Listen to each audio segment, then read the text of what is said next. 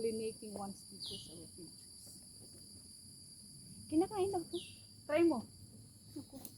Huwag na, tara, baka malaking na tayo. Malaya Oh, pa. iba. The figs that we eat are actually inverted flower known as the sea. See? Yung red Yung one? iba, yung isa sabi, yung Oh. isa inverted. Yung fig that we eat are actually inverted flowers. Ba't ito hindi nagpa-flower? Witaran na, marami na tayo niyan.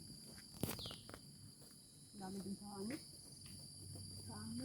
No figs, no what, no figs. Ano